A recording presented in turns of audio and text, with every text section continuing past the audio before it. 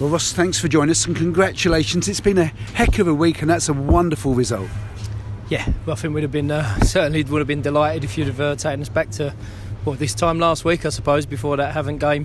You'd been delighted with the results that followed. I think not just because of the results and putting those wins together, it's also the fact of the distance that we've travelled this week and the burden that it's put on the players in terms of the amount of minutes they've had to play. So if you throw that all in together, we're delighted with the last week. Because it was a test of character, and especially the second half display, you must be so proud.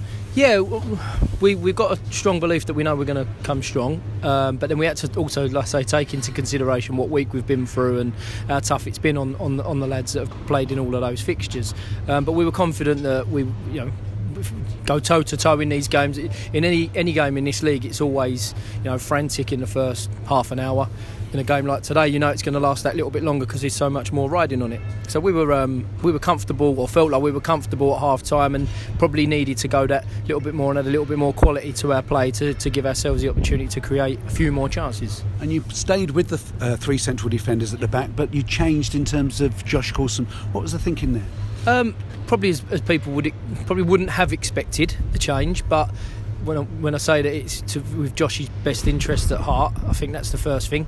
We don't want any of our players that are returning after the layoff. Some of them have had to go and experience falling off again, and we miss them for a real important period of the season. So Gaffer made I thought very, very good decision to give Josh that time off his feet today. And I think although Josh probably would have been very disappointed at the fact he never played in a game of this magnitude, I think in the longer term it's going to be a real good decision and of benefit to him. And then also to throw that into it, Jamie Turley's not done anything wrong and found himself out of the team. So he came to the club and was thrown in quite quickly, put in some good performances, and he warranted being back in the team again today. Because Dan Happy, I think, got the Player of the Match award, and it was Marvin Akpa that scored the all-important goal. Yeah, Dan Happy for me. Dave, without blowing him up too much, he's an incredible talent. I think he does things that a lot of defenders in this league don't see at times, and he brings a real assurance with what he does on the ball. A lad of his age, obviously he needs to learn and develop the defensive side of his game and to become more aggressive, and I think since he's come into the team he's done that really, really well. I was delighted for him today in terms of the performance that he put in, and then obviously Marv's come up with one or two important goals this season, and we were all over the moon to see it sort of wriggle over the line in the end. The substitution had a real impact. It was unusual to see Joe Widdowson playing at right back. Sam was struggling a little bit. Is that physically? Yeah, with his knee.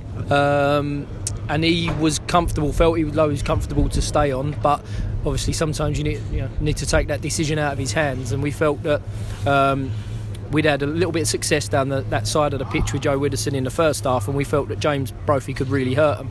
And then we also knew that on the other side of the pitch that Joe Widdowson would hopefully secure us up a little bit more, albeit it wouldn't be quite as natural for him on that good side of his body on his right foot. We knew that defensively he was going to give us some comfort down that side. It's really exciting to see the progress that Jay Simpson is making. Yeah, I was just talking to him at full time there and said to him, obviously not now, how do you feel, but how have you felt after the games that you've played in? Do you feel that after a day or two of recovery that you're fresher and better for those games and those minutes? And I think it's probably natural that it is. He's experienced a long layoff.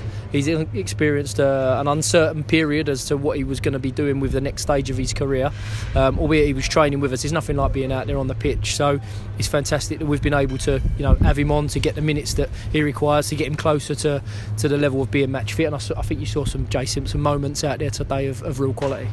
It's absolutely throughout the whole team, everybody was superb. Let's talk about Dean Brill. It was one of his quieter games, but it hasn't been a quiet week for him. After last Saturday and Havant and Waterlooville, his wife gave birth. I can't imagine he's sleeping at the moment. No, exactly right. He's got the message pretty much as the final whistle went at Havant that she was experiencing some pains related to labour, so I'm sure he rushed home at that stage, and the baby came in the early hours of Sunday morning, so it was a bit of a whirlwind. I mean, it was obviously well documented. I know there was some photos flying around here, there and there of Dino on the train up to Barrow, so that probably gave him a little bit more time to spend at home, although I'm sure he would have liked an overnight to get some sleep under his belt. But I think Dino's experience, Dino's voice, even when he doesn't have to make those pivotal saves. He made 1 or 2 on Tuesday night in the early stages, but today we called upon him in a different manner to come and punch and reassure us at the back of the pitch, and I think he definitely done that. There is no respite